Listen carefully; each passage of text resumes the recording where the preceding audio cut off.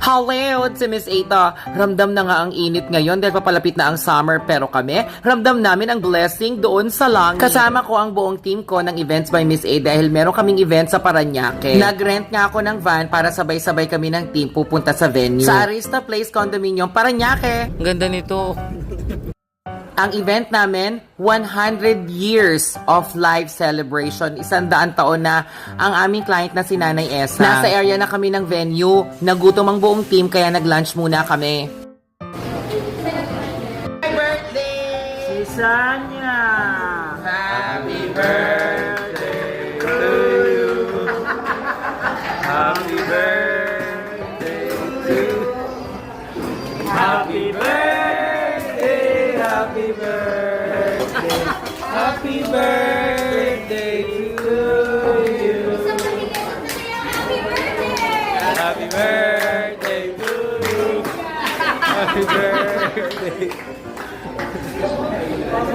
Wala talagang may birthday sa amin, nagpapansin lang kami kasi sobrang dami ng customer ngayong araw na to. Pagkatapos namin kumain, bumalik na kami sa van at dumiretso na kami sa venue and welcome sa Arista Place Condominium dito sa may events hall nila. Sayang nga lang hindi ko na video yung kabuoang kulitan, asaran, talakan, baklaan namin sa loob ng van. Ang saya.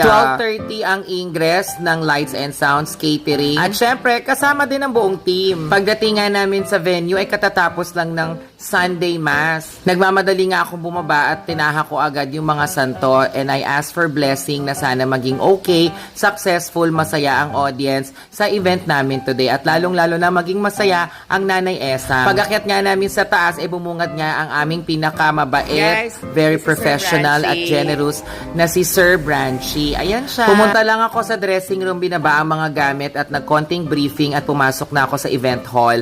Ayan, medyo malapit-lapit ng matapos. Actually, mga 40% na yan complete. Nag-hi at nag-good luck ako sa lahat ng mga supplier na makakasama ko ngayong event na to. Nagpasalamat din ako for a job well done, lalong-lalo na sa call time, hindi sila na late. Yung iba ang aga-agang dumating.